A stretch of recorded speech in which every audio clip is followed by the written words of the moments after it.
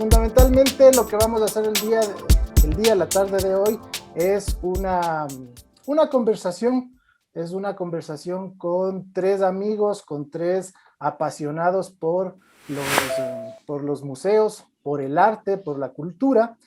Y desde la comunicación y desde la gestión cultural vamos a ir trabajando estos temas. Quiero darles la bienvenida en nombre del área de comunicación de la Universidad Andina Simón Bolívar y de la especialización en comunicación digital a esta presentación de este librito que se llama Cibermuseos Quiteños, Estado y Propuesta de Comunicación Digital. ¿Cómo vamos a trabajar en esta sesión?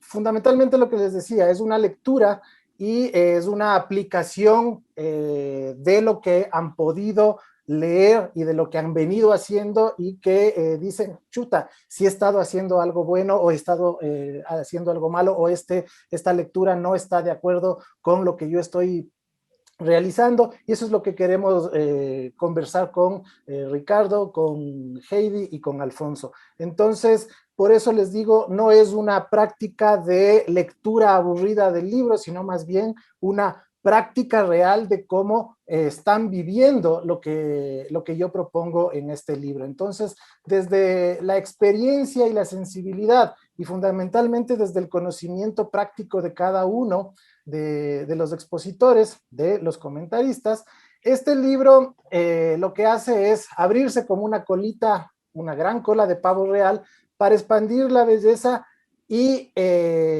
todos los objetos maravillosos que contienen los museos, y de esta manera ir conversando sobre todas las posibilidades de poder empavonarse que tienen los museos para poder lucir y para poder comunicar en espacios digitales.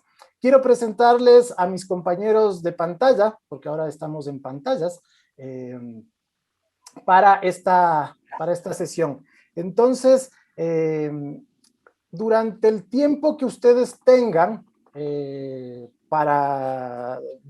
exposición, lo que quiero pedirle a los compañeros también de pantalla, a la gente que está en el auditorio, es que vayan aprovisionándose de alguna copa, de alguna cerveza, de algún whisky para el frío, y también porque como es la presentación de un libro, siempre tiene que haber una copita de algo, así es que al final nos reuniremos y pediremos que nos dejen ver las cámaras, que nos veamos todos y podamos brindar por esto. Entonces, quiero empezar con eso y presentarle en primer lugar a Heidi Espinosa. Heidi es experta en turismo, es gestora cultural y ella está muy vinculada desde hace varios años con los museos de la defensa, unos espacios que son completamente heterogéneos y que tienen una riqueza cultural y emocional para muchos, porque tratan estos elementos de lo patriótico que para muchos no tiene sentido, pero para muchos sí tiene sentido. No estamos para hablar de eso, pero ahí hay una riqueza vasta, ¿no es cierto? Actualmente Heidi es estudiante de nuestra universidad, también fue ya de otros programas, pero ahorita está haciendo el programa de comunicación digital y les dejo con Heidi. Muchísimas gracias, bienvenida. Muchas gracias, Pablo. Buenas tardes con todas y todas. Gracias por esta oportunidad que nos has dado a todos los que estamos aquí presentes para debatir precisamente el aporte de este texto, ¿no? De Cibermuseos Quiteños, que realmente es una herramienta que nos permite a nosotros entender cómo se ha ido transformando el mundo de los museos. Y precisamente quiero abarcar el texto desde tres perspectivas, y son muy puntuales y necesarias para entender la evolución de los museos al mundo digital.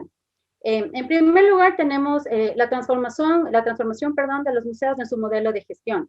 Y esto implica que va desde una gestión basada en la conservación de los objetos para contemplación y admiración de las élites, lo que era característico de los museos tradicionales, los enciclopédicos. Después pasamos a una transformación a los museos modernos, que se convierten ya en estos espacios democráticos, que abren sus espacios a la ciudadanía, Y aquí marca el auge de los museos nacionales, precisamente lo que tú comentabas, Pablo. Aquí podrían estar inmiscuidos los museos militares también, que precisamente seleccionan estos objetos, ¿no? Con la identidad de crear identidades que representen a las naciones. Finalmente llegamos a los museos actuales, que ya concentran su gestión en el sujeto, ya no en el objeto. Aquí la participación activa de los usuarios es clave, porque lo que se quiere es generar experiencias significativas para los públicos. Lo que se busca ya es un acto de interacción y ya no solo la contemplación. El segundo punto es la transformación de la misma manera en la función social de los museos. Los museos han dejado de ser vistos como esos mausoleos que sacralizaban a los objetos, donde, si recuerdan, uno iba y no podía hablar, no podía tocar las cosas, se cumplía un ritual de visita. Y ahora los museos han pasado a ser espacios vivos, dinámicos, interactivos, y que van adaptándose a las transformaciones sociales. El museo ya no se debe a grupos reducidos de personas, sino que dialoga con las comunidades, responde a las necesidades de las localidades y realiza un trabajo más cercano con las comunidades. En este caso, nos vamos construyendo y reinventando con el tejido social. Y estas dos, precisamente el cambio en la gestión y la función social de los museos, nos lleva a la tercera parte, que es la esencial que aborda el texto, ¿no? Cómo han transformado las formas de comunicación.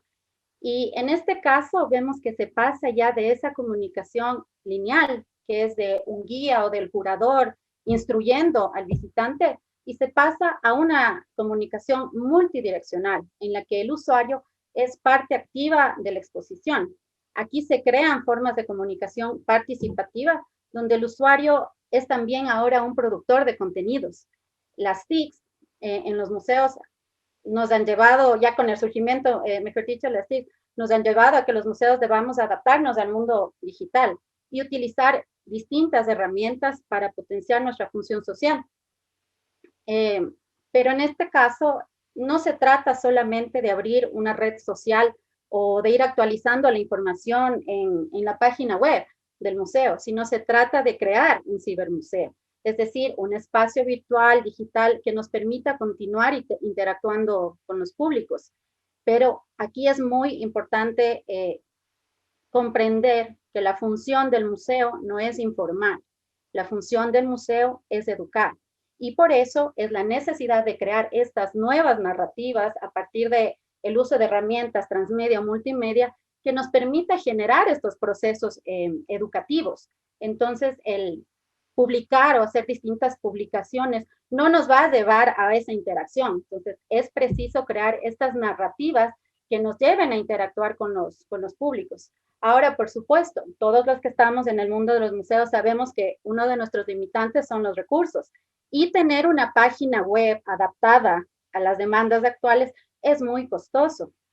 Sin embargo, con el impulso de las herramientas digitales hemos podido ser creativos.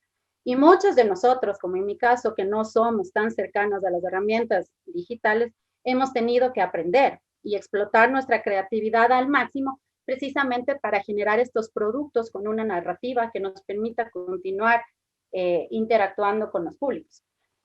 Todos sabemos que en el marco de la pandemia nos vimos forzados a cerrar las puertas al público. Y aun cuando en la actualidad varios de estos museos o espacios culturales han podido paulatinamente abrir sus instalaciones, la afluencia de visitas es muy reducida. La gente tiene miedo. Ahora tenemos que lidiar con eso también en los museos. La gente tiene miedo de trasladarse, por lo que implica trasladarse, y más aún llegar a un espacio donde va a tener contacto con otras personas corriendo el riesgo de enfermarse. Entonces, los museos también debemos estar adaptados hacia este nuevo cambio e impulsar y motivar la visita y la seguridad de realizar la visita desde nuestras plataformas digitales. Entonces, les voy a compartir pantalla para compartirles unos ejemplos. No me permite compartir pantalla, ya.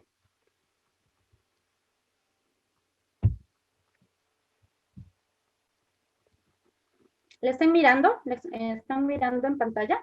¿Sí? Entonces, esto quiero ponerles un ejemplo de lo que nosotros estamos realizando en la actualidad un poco. Estamos haciendo, en primera instancia, una migración de toda la información a la página web. Estamos haciendo una nueva página web que se adapte a las necesidades actuales.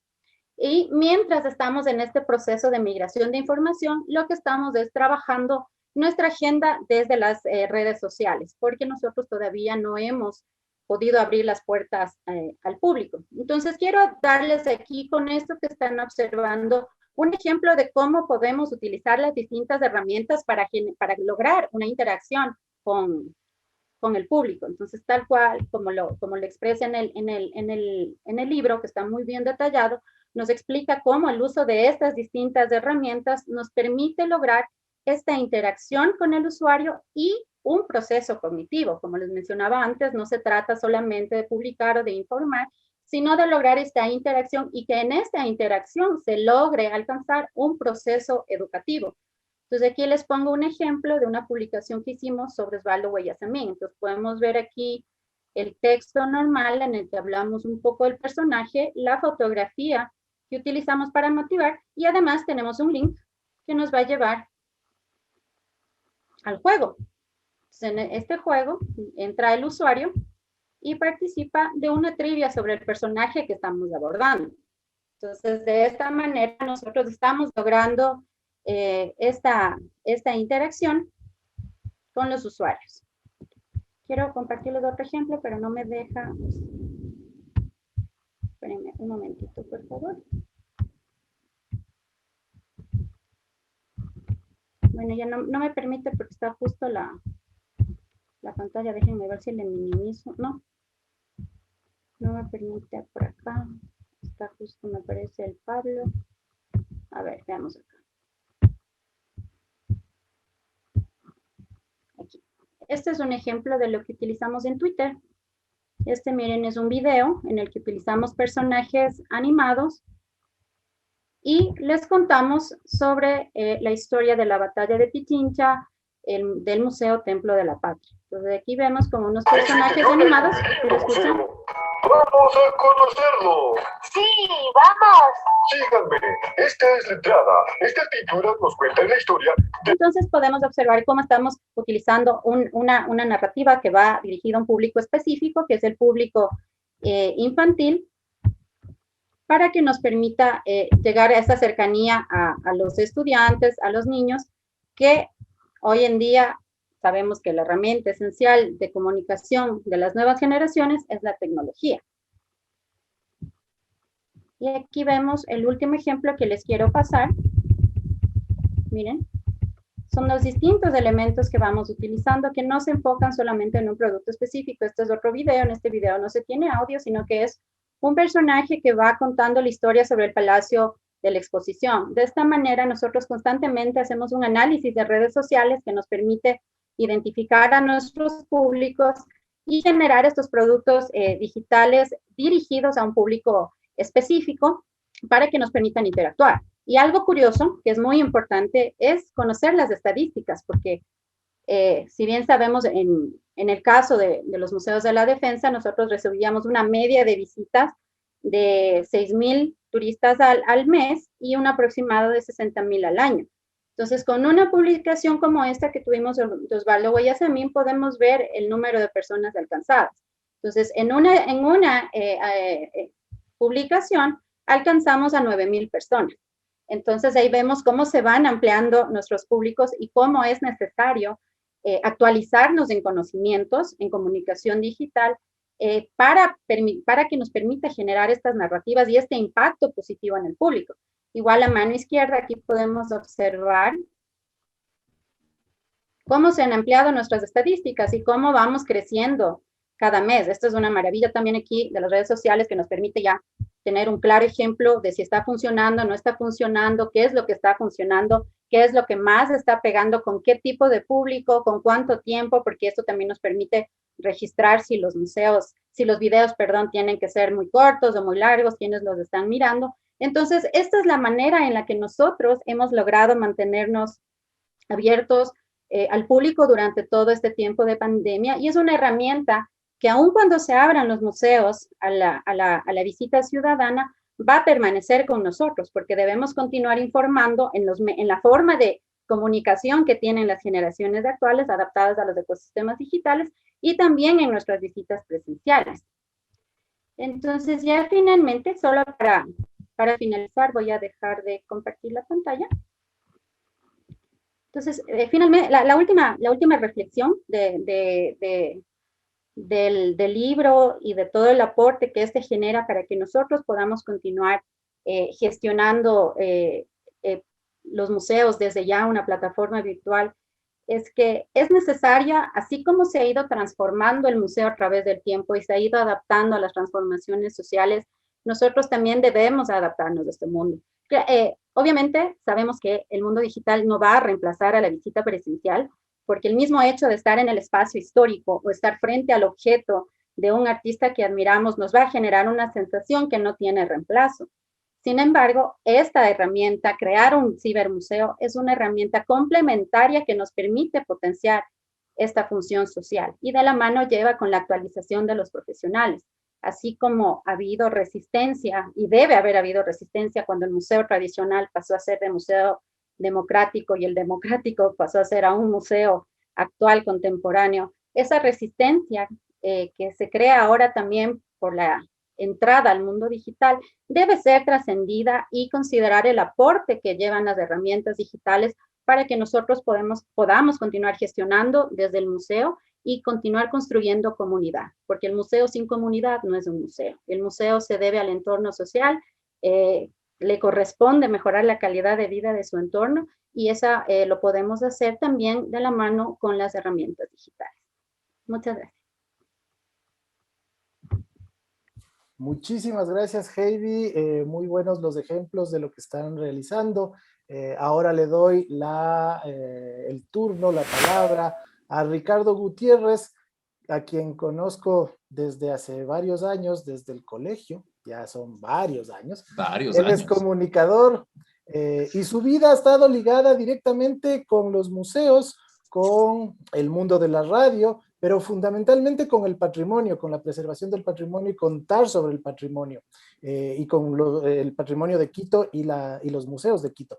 Actualmente Ricardo es parte importante de los museos de la Universidad Católica del Ecuador y es el director de uno de los museos más interesantes sobre arte arqueológico, arqueología, que es la colección que se llamaba la colección Billbauer, que ahora es el Museo Billbauer. Bienvenido, Ricardo.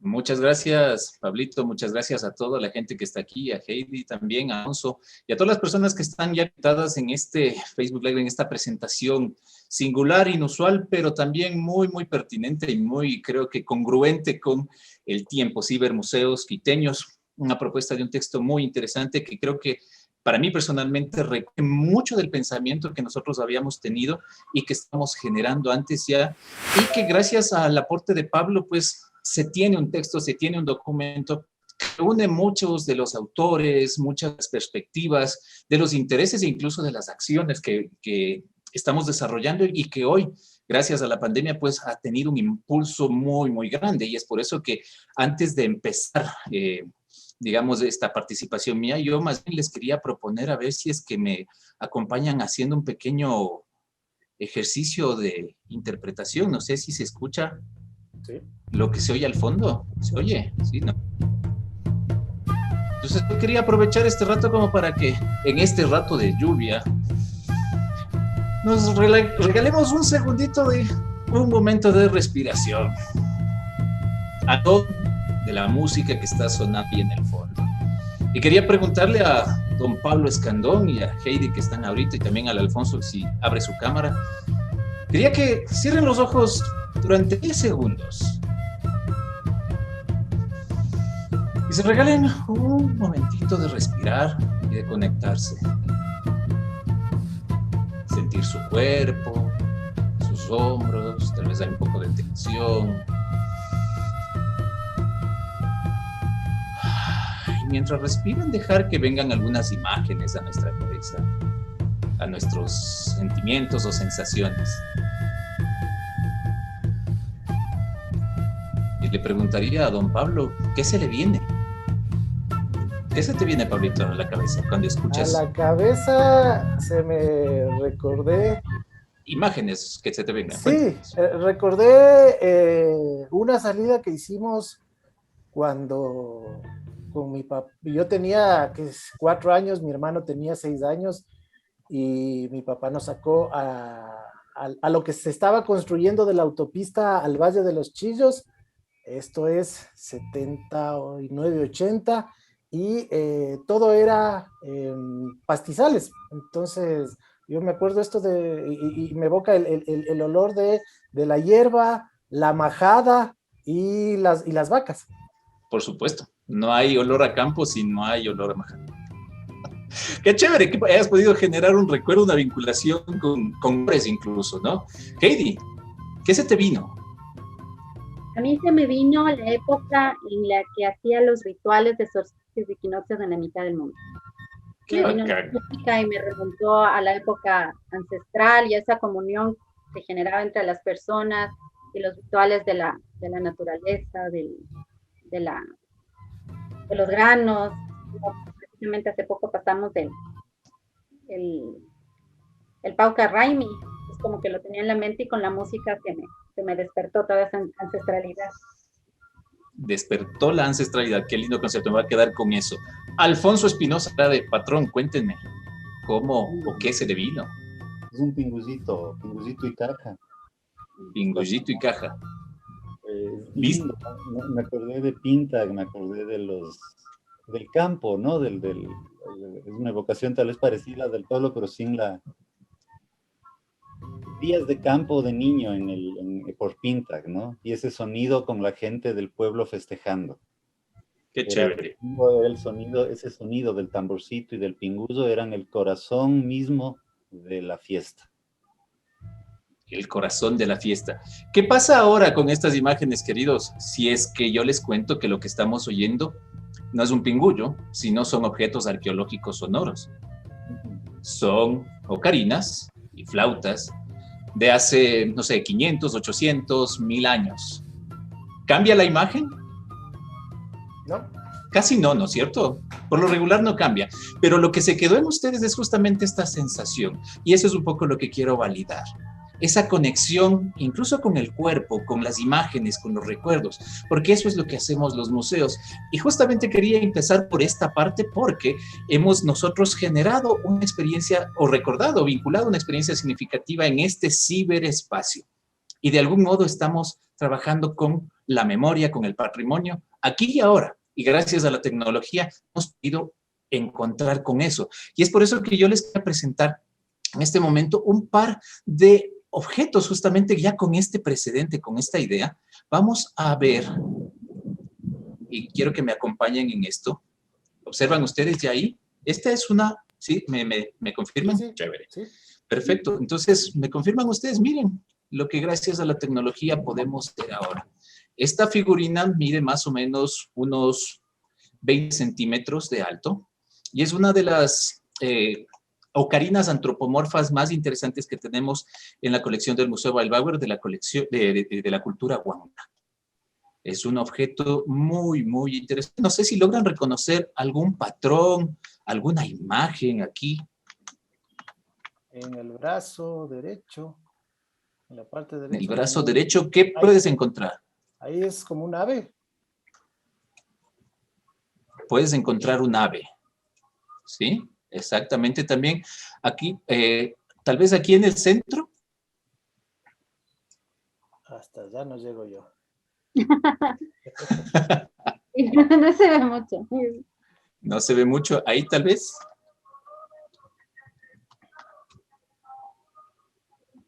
Pero se me pierde la imagen. No hay problema. ¿Sí? Sí, Heidi, parece un... Me parece como una figura antropomorfa, como si estuviera parado por ahí. Ajá, así es. Justamente lo que nosotros podemos ver aquí son los ojos y los colmillos de un jaguar. Tiene representado también el águila pía y tiene un caimán en las piernas. Lo interesante también de este objeto es que pueden ver ustedes que tiene también una dos protuberancias que asemejan senos y también un órgano masculino. Entonces, lo que hemos hecho, y gracias justamente al aporte de la tecnología, es poder entrar y mirar objetos como estos, ¿sí? A través de las redes, lo que estamos haciendo nosotros es desarrollar justamente la posibilidad de observar objetos tan pequeños como este. Observen ustedes, es un pequeño sello igual de la cultura Jamacoaque, pero que si ustedes lo ven en la vitrina, no mide más de 5 centímetros, pero aquí incluso podemos llegar a observar un poco más a detalle su factura. Incluso podemos ver el material con el que fue desarrollado. ¿O qué les parece este otro sello? Voy a hacerle un poco más pequeño en todo caso. Y observar las figuras y el sello mismo en esta dimensión. Pensar esto en una exposición normal, presencial, era casi, o sea, no era un recurso muy usual porque la colección estaba ahí. Y ahora justamente cuando nos pensamos cibermuseos, podemos nosotros aproximarnos al patrimonio con esta lógica y podemos incluso presentar objetos tan maravillosos y tan pequeños en una dimensión mucho más grande, que es justamente la que nos permite la tecnología. Por ejemplo, simplemente voy a terminar en esta primera parte compartiendo dos videos que nosotros hemos desarrollado justamente y que circulan en redes sociales, pero que nos ayudan justamente a trabajar este contacto con el público. Observen ustedes. Es una pequeña figurina de Valdivia que está abrazando su vientre, que tiene una representación antropomorfa, tiene un pequeño rostro. Y lo interesante es que, como decía Costanza Di Capo en su investigación sobre las figurinas de Valdivia, justamente, es que posiblemente son representaciones de la transición de las etapas de la mujer. Si ustedes pudieran manipular este objeto, saber y notar que tiene una bolita en el centro que suena a la sensación de ser un sonajero, que tal vez, posiblemente, haber sido ritual o de uso cotidiano. Esta es justamente la propuesta que, gracias a también la investigación de Pablo y al libro Cibermuseos Quiteños, alcanza a tener mucho más cuerpo, mucha más solvencia, pues nos permite seguir impulsando este tipo de actividades. El Museo Wildbauer de la Universidad Católica, el Centro Cultural de la Universidad Católica, ha emprendido ahora justamente acciones adicionales. Obviamente hemos ido hacia las redes sociales. Hoy el Facebook, el Instagram, el YouTube se convierten casi en los repositorios más inmediatos a los que la gente acude y donde se encuentra con los museos.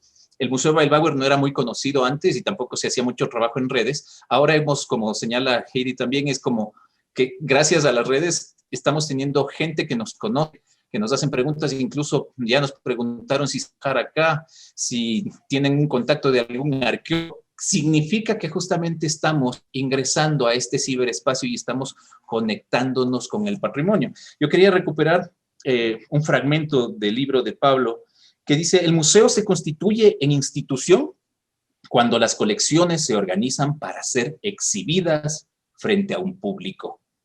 Pues al pensar sobre el ser humano, deja su carácter privado de contemplación individual para ser un espacio institucionalizado de difusión del conocimiento, de intercambio, como foro para la confrontación de ideas y puntos de vista. Tomado de Iregui, este concepto lo hemos querido desarrollar acá. Y ahora justamente hemos podido también insertarnos en que, si bien no podemos tener el contacto directo con los públicos, y gracias a las redes se ha creado ese contacto con la gente, hoy estamos haciendo mediaciones o telerutas virtuales a través del espacio con diferentes recursos, con recursos como el que acabamos de hacer, un poco de imaginería. También hemos hecho talleres muy básicos, por supuesto, por ejemplo, de un modelado de arcilla o modelado con plastilina en la casa, para que entiendan los chicos, sobre todo chicos de escuela, cómo se construye o cómo se concibe una vasija, o cómo más tarde llegan a ser figuras tan complejas como una botella silbato o como una figurina antropomorfa, etc.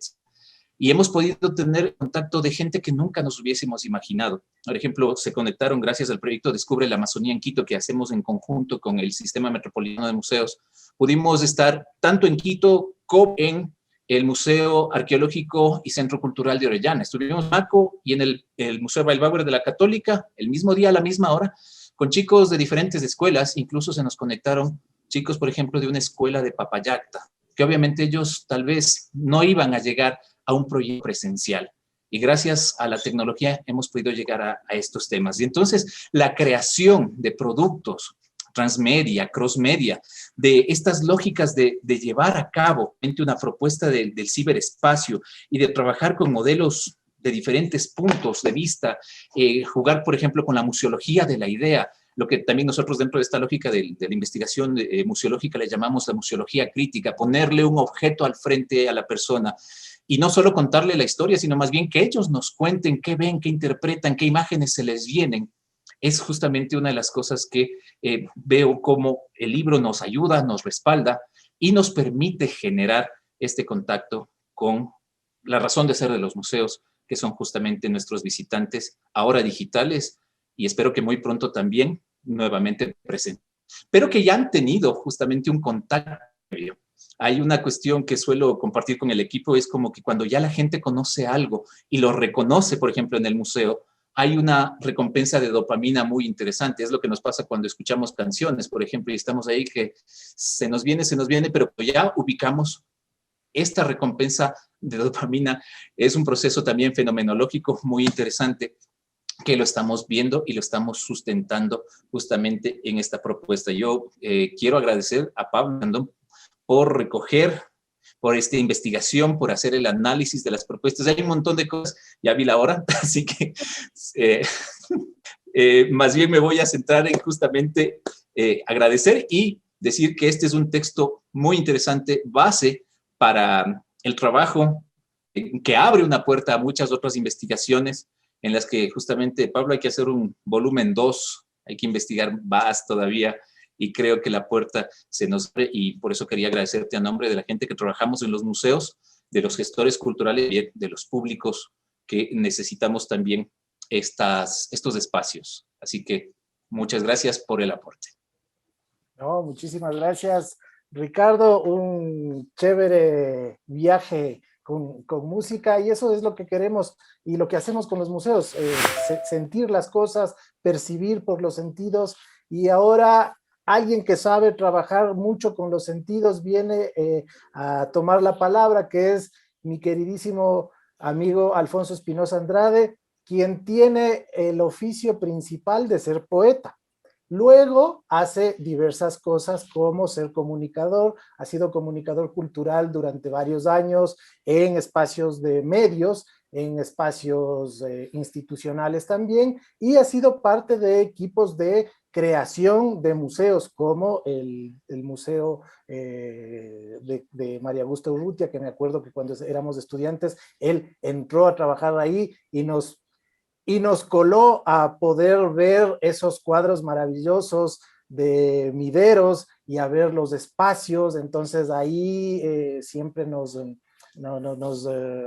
maravillaba eso. Y ahora también hace unas riquísimas mermeladas, así es que contáctense con Alfonso también por eso. Y nada, muchas gracias la invitación, por aceptar esta invitación, Alfonso, y tienes la palabra. No, gracias, Pablo, por la invitación, y muchas gracias sobre todo por el libro. Hacen falta reflexiones o asentar las reflexiones que se hacen sobre los museos. Soy nieto de una mujer que dedicó buena parte de su vida a los museos, la Aurelia Bravo Malo, en los museos del Banco Central, hace 30 años o 40, que parece que fueran la prehistoria, ¿no? Otros tiempos, otros museos con vitrinas, eran otros momentos, ¿no? También hizo algún esfuerzo por dejar un apunte, un librito se llamaba El Museo Abierto, eso es súper importante, ¿no? Quienes hemos estado dentro de los museos sabemos que se piensa mucho, se discute mucho, se dice mucho, casi nunca hay tiempo para escribirlo, para dejarlo así en blanco y negro, ordenado, ¿no? Entonces esto me parece que viene a ser un aporte importantísimo, porque además da un punto de apoyo intelectual, académico, consistente, bien elaborado, para un montón de cosas que queremos hacer o que se quieren hacer a veces dentro de los museos y que se proponen a directivos o a, no sé, gente que está arriba y que no avanzan muchas veces a comprender la dinámica de lo que uno quiere hacer o de lo que se quiere lograr con los usuarios, ¿no? Los museos son espacios, para mí, profundamente vinculados con la experiencia estética, no tanto porque tengan colecciones de arte o no, sino porque hay una puesta en escena, ¿no es cierto? Empecemos por ahí, ordenada, armónica, que permite, ¿no es cierto?, una inmersión, una experiencia significativa, como muy bien decía Aide, Heidi, ¿no es cierto?, muy bien nos definía este concepto de los museos, ¿no?, de tener una experiencia significativa, que bien pudiera entenderse también como una experiencia poética, siempre que los museos nos permitan cuestionarnos y cuestionar su propio contenido. Yo creo que ahí también está una de las potencias del libro que Pablo nos presenta hoy, Cibermuseos Quiteños, que centrándose mucho, ¿no es cierto?, en el problema de la comunicación digital, centrándose, aterrizando sobre cómo deberían resolverse o cómo deberían proponerse las nuevas dinámicas en estos nuevos escenarios de comunicación, finalmente abre mucho el juego, ¿no es cierto?, de cómo se puede potenciar el patrimonio. Sí, por un lado hay los museos de colección, como el precioso Museo Bilbao en el que trabaja Ricardo, que tiene eso, una valiosa grupo de objetos, ¿no es cierto?, un fantástico baúl del tesoro lleno de piecitas maravillosas para verlas. Qué maravilla poder ver a esas reservas, poder acceder a esas reservas a través de las herramientas digitales y ante todo poder construir y reconstruir nuestros propios discursos de identidad en torno a al contenido y a los significados de esas reservas, ¿no es cierto? Muchas veces la parte que se muestra de la colección, pienso en grandes museos como el Museo Nacional, que fue del Banco Central, que ahora es del Ministerio de Cultura, que tiene esa magnífica reserva arqueológica, de la cual hemos visto apenas una muestra, ¿no es cierto? Si pudiéramos tener acceso a las colecciones de arte preciosas de los museos religiosos, que por diversas razones pues están a veces cerradas al público, ¿no? Si se pudiera ver más de cerca a la Virgen de Quito, a los que nos gusta la talla colonial, y poder ver esos muñones de la Virgen donde Bernardo Legarda dejó su firma, ¿no es cierto?, con sus iniciales. Son detallitos y son pequeñas tonterías de personas a las que la memoria nos interesa y nos importa. Son esas pequeñas piedritas y esos pequeños ladrillitos con los que construimos un templo al final que se llama nuestra identidad, nuestra personalidad y nuestra memoria, no solo la nuestra personal, sino también como país. Los espacios museísticos, ¿no es cierto? Como bien dice Pablo en una parte del libro, esa es una parte que me parecía importante, una frase que me quedó rebotando, decía, sí, no olvidarnos de que la web, todos estos recursos digitales son una remediación, estamos remedando al museo, estamos remedando al museo de verdad, a la colección de verdad, ¿no es cierto? ¿Cómo hacerlo con la mayor gracia, con el mayor ingenio para incluso atraer más personas hacia el lugar original, ¿no es cierto? Porque ahí para mí hay una de las posibilidades poéticas justamente, ¿no es cierto?, de crear y recrear un mismo espacio en una infinidad de lugares. Creo que esa posibilidad de lo virtual es profundamente creativa, ¿no es cierto? Abre infinitas posibilidades creativas del que diversos usuarios estén accediendo al espacio virtual y recreándolo. Pienso, por otro lado, en los museos que no son de colecciones, que no cuentan necesariamente con reservas de objetos, que también se les abre, ¿no es cierto?, desde la posibilidad de interactuar con sus audiencias, con sus comunidades, con sus usuarios, pero invitarles a ser eso, ¿no?, creadores dentro del museo. De alguna manera el museo virtual tiene la belleza de que puedes grafitearle las paredes, vamos a decirlo así. Algo que tal vez es muy difícil de hacer en el museo de verdad, en el museo real. En el museo virtual sí, podemos grafitear. No es que no hayamos grafiteado inclusive alguna vez el museo de la ciudad, para escándalo de los colegas del área de museografía. Hicimos una cuestión con gente del hip hop muy interesante en uno de los patios, que no existe más ahora, ya está el edificio administrativo. Pero en el espacio virtual sí que podemos invitar a una serie de prácticas incluso muy disruptivas, muy potentes, y en ese sentido invoco yo muy poéticas, ¿no es cierto? Muy cuestionadoras de los lenguajes de la historia, que nos inviten a reescribirnos, ¿no es cierto? Desde el patrimonio que está preservado y conservado en los museos. Me parece que es algo, que es una de las posibilidades, entre muchas, como tú bien decías, Pablo, se abre como una cola de pavo real, ¿no es cierto?, de muchísimos colores. El juego de posibilidades que tienen los museos y los espacios culturales, una vez que van incorporando no solo la herramienta, que es una cosa en la que se insiste mucho en el libro de Pablo, no es la herramienta, no es el tener montada una página web o tener montado un Facebook o tener una cuenta en el Twitter. Es el qué haces con eso y cómo lo utilizas para que sea un canal vivo, un canal activo y no una reproducción de un canal de autoridad, ¿no es cierto? Que de nuevo sea el museo autoritario, el museo que desde su altura y desde su Olimpo te dice y te señala lo que sabes, lo que debes saber, lo que debes decir, lo que debes conocer. Y que se vuelvan más espacios interactivos, lo cual, por supuesto, es abrirse al riesgo de dialogar con el usuario y con el ciudadano y con el participante de nuestra comunidad, que también nos cuestione, que también nos inquiera y que también un poco nos señale las 10. Hay que pensar en eso, que los museos, me parece que lo decía Heidi y también lo mencionaba Ricardo, tienen que ser actores de la mejora de la calidad de vida en sus comunidades, ¿no es cierto? Esto pues debe traducirse en un 100% también a la participación de los museos en la vida virtual.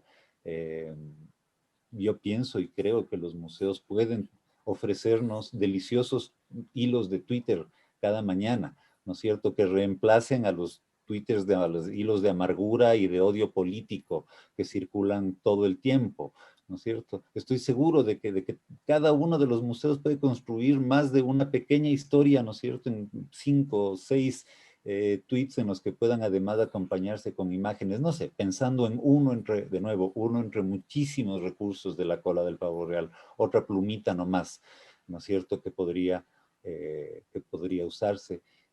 Y por ahí deberían también los museos, pienso yo, aportar a esa calidad de vida virtual, a esa calidad de vida en la red, ¿no es cierto?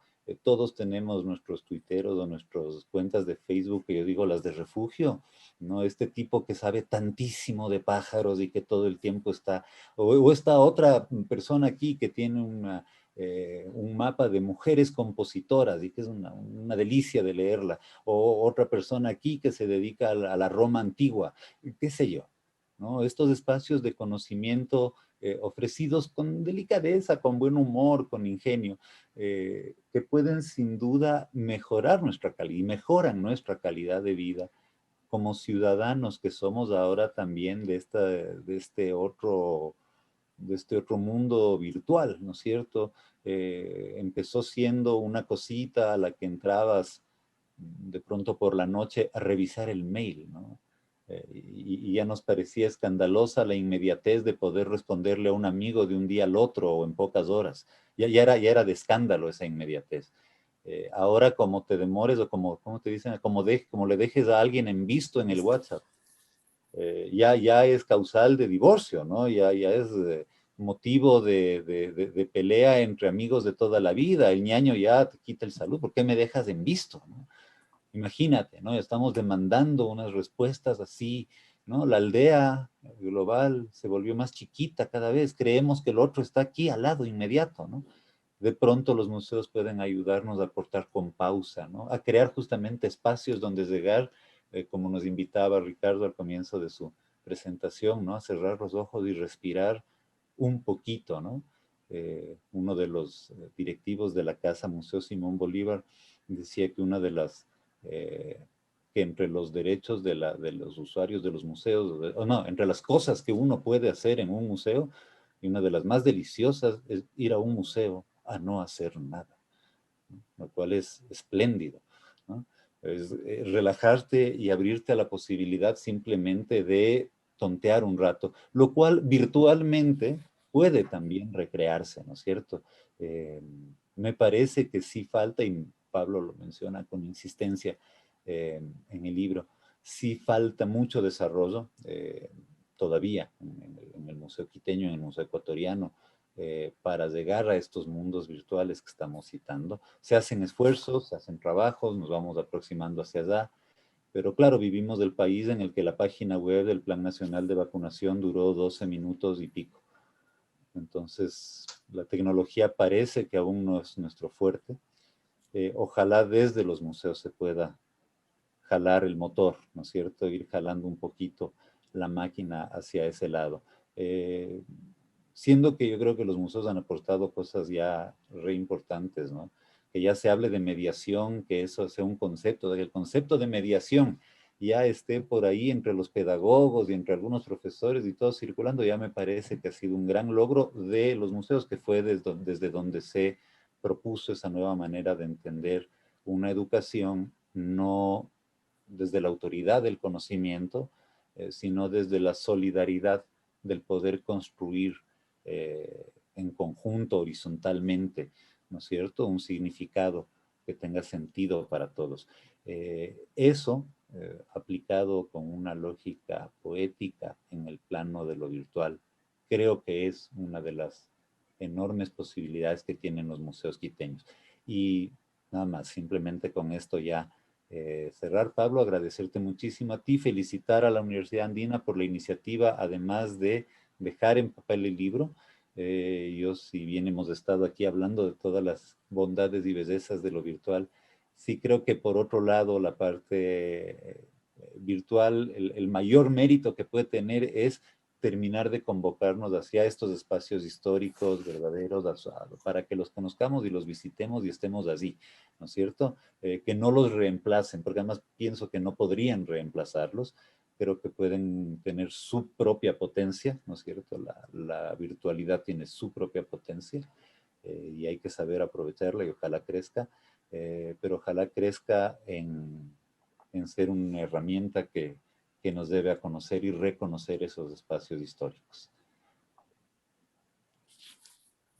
Muchísimas gracias, Alfonso. Nada, agradecerles a los tres por estas aproximaciones al libro. Yo quiero contarles cómo fue esto del libro. Este libro proviene de esta investigación que hice para el ciclo doctoral que empecé a hacer en la Universidad de Santiago de Compostela, y un año antes yo estuve haciendo un trabajo sobre la Virgen de Quito, y me empecé a buscar datos en lo digital y no había nada en lo digital. Entonces ahí empecé a cuestionarme sobre por qué no hay nada digital o digitalizado sobre algo tan importante que es para los quiteños como la Virgen. Entonces, ahí empecé a trabajar este tema del transmedia patrimonial, empecé a hacer esta investigación para configurar y entender qué es lo que sucedía en el ámbito de Quito, que también se puede aplicar al ámbito nacional en muchos sentidos, y ahí fui descubriendo elementos de cómo poder contar en estos espacios historias que solo los conocen o solo las conocen quienes están trabajando en los museos. Y entonces ahí es lo rico de poder sacar esos relatos, esas experiencias, ese conocimiento, y ahí es algo importante que Orhan Pamuk, que es uno de los escritores más maravillosos que he descubierto en estos últimos 10 años, dice que los museos tienen que acercarse más a lo que son las novelas. En una novela, lo que quiere el escritor es contar el sentir de un personaje en un espacio, y con una poética y con una estética. Eso tiene que recrear el museo. ¿Y por qué no recrear esos mismos elementos en un cibermuseo? Que el cibermuseo no es exactamente la web institucional, no es exactamente el Twitter del director del museo, no es el tweet, no es el Instagram del diseñador que está trabajando en el museo, y tampoco es el TikTok del mediador, ¿no es cierto? Es todo eso y no es eso. Entonces, ahí lo que queremos con los cibermuseos es generar relatos que nos emocionen, como lo que nos hizo en este momento el Ricardo. Nos emocionó con solamente esta evocación de la música. Y otro elemento que también lo resalta Heidi es el generar comunidad. Las comunidades están ahí físicas, pero se están moviendo mucho más en espacios digitales.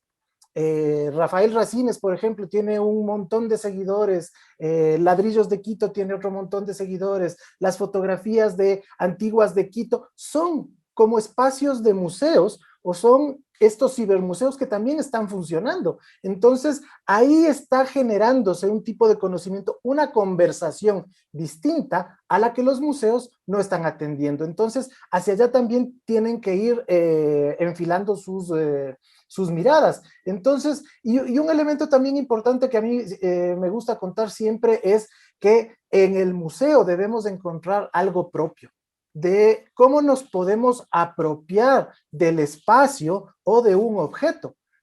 Cuando yo fui esto siempre lo cuento, cuando yo fui a la apertura del MUNA, encontré el cuadro de Monsalve del Céceribo. Entonces dije, este museo es mío.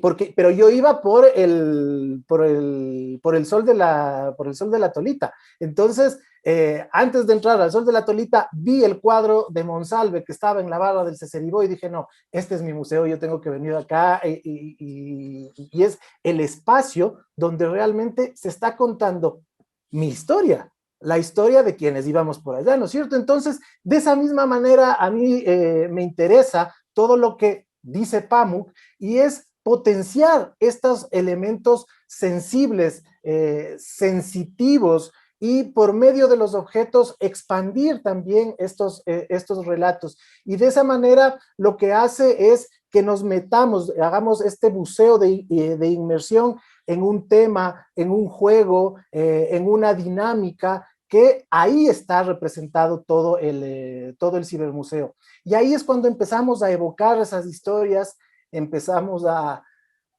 acordarnos todo lo que habíamos pasado con ciertas personas, con los objetos. Y se me quiebra la voz porque estoy con el reloj de mi papá y lo evoco mucho. Y es eso lo que queremos hacer con los museos, generar estos quiebres de voz. Y yo me acuerdo mucho de una cosa que nos burlábamos en la universidad, cuando un amigo que está en esta sala lloraba frente al cuadro de los Guandos. Y nosotros nos burlábamos. Y después nos dimos cuenta por qué, cuando uno tiene ese tipo de experiencias sensibles. Eso es lo que queremos, y eso es lo que nos está diciendo Pamuk cuando nos dice la novela tiene que estar en el museo. Nosotros lloramos con telenovelas, lloramos con novelas. Uno llora cuando se muere Emma Bovary, cuando se suicida, o cuando se muere el muchacho retrasado mental en la novela de Steinbeck, de Ratones y Hombres, que es una novela. Acá también cayó el rayo.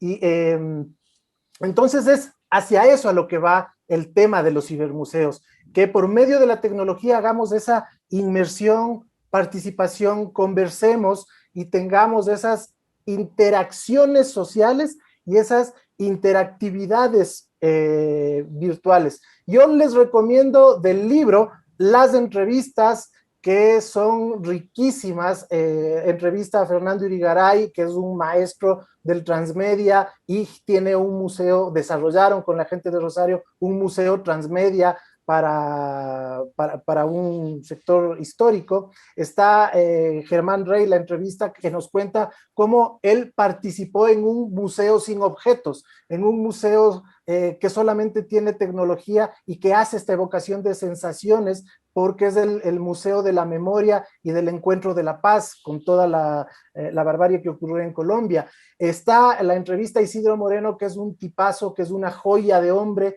que sabe muchísimo sobre museos y es uno de los iniciales de la narrativa hipermedia aplicada a juegos de video, a relatos hipermedia y a museos principalmente. Y está Manuel Gago, la entrevista a él, que él tiene una perspectiva de cómo rentabilizar las acciones y las historias culturales, y él vive de eso, por ejemplo, y lo hace muy bien, pero sin banalizar los elementos. Y aquí yo quiero llegar ya para ir terminando, agradecer a la Universidad Andina, al área de publicaciones por esta cuidadosa edición, que está muy bien hecha la edición del libro, a la editorial El Conejo también, en donde pude encontrarme con un ex estudiante que había sido mío en la Universidad Católica y me dice, tengo tu libro, estoy editándolo, un elemento riquísimo. A Relaciones Públicas y a las compañeras del área por la difusión de esta actividad y a las personas de la unidad de gestión de la educación virtual que nos ayudan con todos estos temas tecnológicos. Pero aquí quiero hacer el agradecimiento general. Yo les dije que preparen la copa, que preparen el vaso, que preparen algo, aunque sea café o agüita de vieja, no importa. Aquí fundamentalmente a los amigos y maestros de la Universidad de Santiago de Compostela, que no quiero dejar de mencionarlos, a Francisco Campos, a José Soengas y a José López, que son unos grandes maestros, a mi socio Franklin de Ars Quitensis, que es el que me hizo el spot del Ministerio del Tiempo, que rondó en WhatsApp, a ustedes, a Heidi, a Alfonso, a Ricardo, por su gratitud, por su amabilidad de comentar el libro, y por encima de todo, a la familia, que es la que nos da el ánimo para seguir haciendo todas las cosas, a mi esposa, a mis hijas, a mi mamá, a mis suegros y a todos por hacer de esto una realidad. Y no dejen de comprar el libro en librería@uasredu.es. Ustedes se comunican a ese correo y ahí les pueden dar el libro.